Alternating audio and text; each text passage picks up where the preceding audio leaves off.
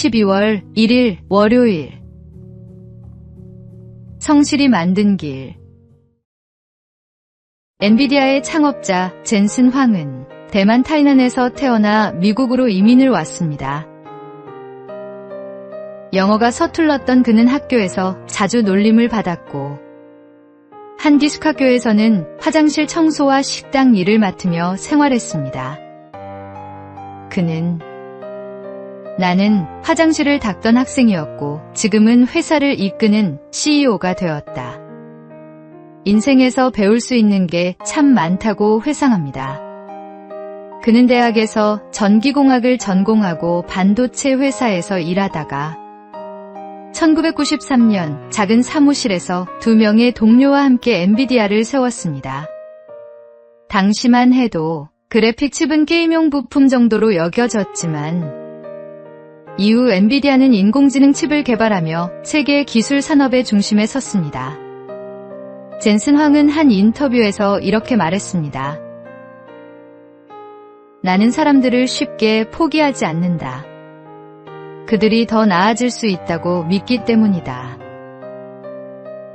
작은 일에도 정직하고 사람의 가능성을 믿으며 오랫동안 같은 자리를 지켜온 그의 모습은 포기하지 않는 성실함이 얼마나 큰 힘이 되는지를 보여줍니다. 우리도 하나님께서 주신 장점이 있습니다.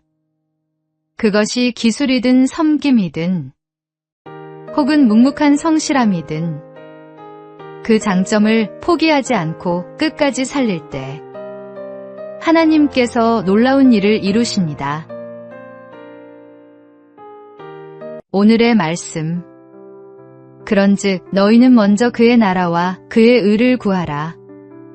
그리하면 이 모든 것을 너희에게 더하시리라. 오늘의 만나. 하나님께서 각자에게 주신 재능은 크기가 아니라 충성도로 빛납니다. 작은 일에 성실한 사람이 큰 일에도 신실할 수 있습니다.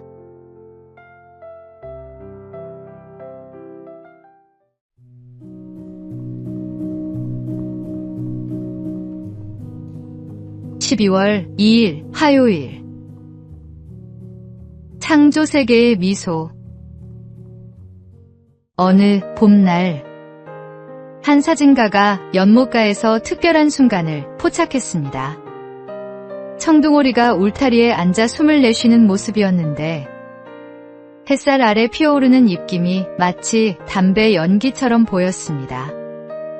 사진의 제목은 야외 흡연 구역이었습니다. 빗물을 털며 서로 장난치는 두 사자, 큰 귀로 눈을 가린 코끼리의 숨바꼭질 같은 모습 등 야생동물의 익살스러운 순간들이 담긴 사진들입니다. 이 사진들은 2015년부터 시작된 코미디 야생동물 사진전의 작품들입니다. 이 사진전은 단순히 웃음을 주는 것을 넘어 소중한 의미가 있습니다. 야생동물의 모습이 우리와 얼마나 닮았는지 보여주면서도 멸종위기에 처한 생명들에 대한 관심을 높이는 것이 목표입니다. 수익금의 일부는 야생동물 보호재단에 기부되어 실제로 생명을 지키는 일에 쓰입니다.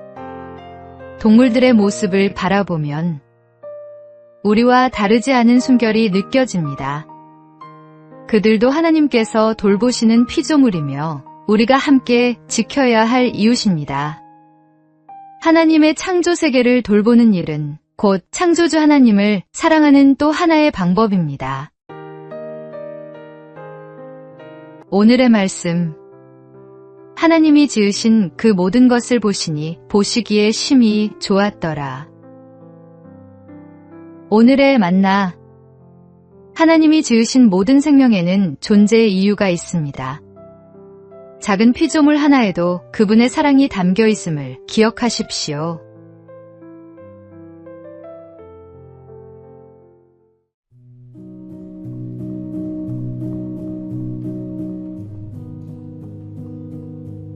(12월 3일) 수요일. 일하는 삶의 가치. 요즘 SNS나 유튜브를 열어보면 비슷한 유혹이 끊이지 않습니다. 쉬운 돈벌이, 노력 없이 성공하는 법 같은 광고들이 우리의 눈과 마음을 사로잡습니다. 언제부터인가 일하지 않아도 되는 삶을 행복의 기준으로 삼는 사람들이 늘고 있습니다. 하지만 진짜 행복은 그런 식으로 얻어지지 않습니다. 건강한 몸과 성실한 마음으로 자신의 능력을 다해 일하며 그 일을 통해 기쁨과 의미를 발견할 때 우리는 비로소 살아있음을 느낍니다. 자신의 노력이 가정과 이웃 그리고 사회에 유익을 전할 때 그 인생은 더욱 깊어지고 단단해집니다. 물론 인생의 언덕을 오르는 길은 결코 쉽지 않습니다. 땀을 흘리고 상처를 입으며 때로는 넘어지기도 합니다. 그러나 그 과정 속에서 우리는 생각하는 힘과 실행력, 책임감과 인내를 배우게 됩니다. 그리고 마침내 성숙한 인격으로 자라납니다. 아무리 많은 돈을 쌓아도 인간미를 잃는다면 그 인생은 결국 차가운 금고 앞을 지키는 일과 다르지 않습니다.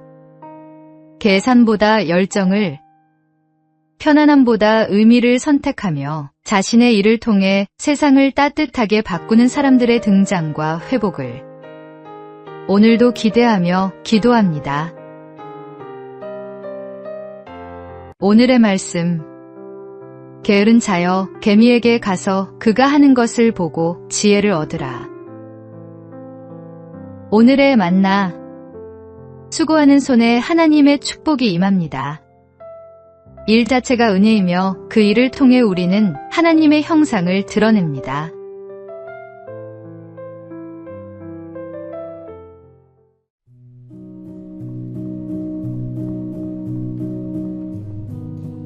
(12월 4일) 목요일. 마음을 여는 대화의 원칙. 사람과의 관계는 말 한마디에서 시작되고 그 말로 무너질 때도 있습니다. 그래서 말을 할 때는 원칙이 필요합니다. 먼저, 솔직함의 용기를 가지십시오. 진심은 언제나 통합니다. 표정과 목소리는 말보다 더 많은 것을 전합니다. 일치되지 않으면 상대는 혼란스러워집니다. 불만이 있어도 감정을 절제하십시오. 흥분된 언어는 관계를 망가뜨립니다. 사실만이 아닌 마음도 표현하십시오. 감정이 담긴 대화는 사람을 가깝게 만듭니다. 너는 이래보다는 너는 그렇게 하더라라고 말하십시오. 존재를 단정하기보다 행동을 이야기하는 것이 좋습니다. 비판이 필요할 때도 너는이 아닌 나는 이렇게 느꼈어로 시작하면 마음의 문이 열립니다. 어렵고 모호한 말보다 명확하고 따뜻한 말이 사람을 살립니다.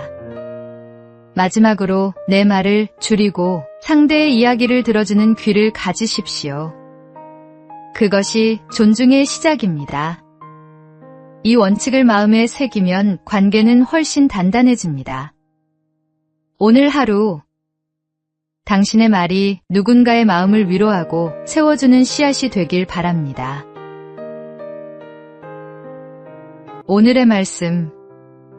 유순한 대답은 분노를 쉬게 하여도 과격한 말은 노를 격동하느니라. 오늘의 만나. 말은 칼보다 날카롭고 약보다 따뜻할 수 있습니다. 오늘 당신의 입술에서 나오는 말이 생명의 말씀이 되기를 소망합니다.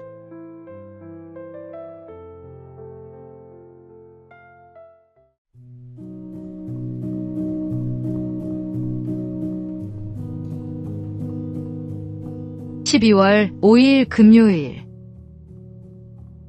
신호를 지키는 것. 요즘 도로를 달리다 보면 빨간불을 무시하고 지나가는 차량이나 보행 신호를 기다리지 못해 뛰어드는 사람들을 자주 보게 됩니다. 한순간의 조급함이 사고로 이어지고 그 피해는 자신뿐 아니라 다른 사람의 삶까지 무너뜨립니다. 뉴욕시에서는 교통질서 의식을 조사한 결과 하루 평균 100만 대가 넘는 차량이 신호를 어긴다고 합니다. 이 통계는 단지 뉴욕의 문제가 아니라 전 세계 도시가 겪는 현실이기도 합니다. 편리함과 속도를 우선시하는 시대 속에서 잠깐이니까 괜찮겠지 하는 마음이 점점 커지고 있습니다. 그러나 신호는 단순한 규칙이 아니라 생명을 지키는 약속입니다. 주님께서 우리에게 율법을 주신 이유도 억압이 아니라 보호와 질서의 은혜를 배우게 하시기 위함입니다. 신호를 지키는 작은 행동 하나가 누군가의 생명을 그리고 우리의 신앙의 품격을 지켜줍니다. 믿는 이가 먼저 질서를 지킬 때 세상은 그 안에서 진짜 신뢰와 존경을 봅니다. 눈에 잘 띄지 않는 규칙이라도 성실히 지키며 말보다 행동으로 복음을 드러내는 하루가 되시기 바랍니다. 오늘의 말씀. 너는 그들로 하여금 통치자들과 권세 잡은 자들에게 복종하며 순종하며 모든 선한 일 행하기를 준비하게 하며. 오늘의 만나. 작은 규칙 하나를 지키는 성실함이 당신의 신앙을 증명합니다. 하나님은 작은 순종 속에서도 큰 신실함을 보십니다.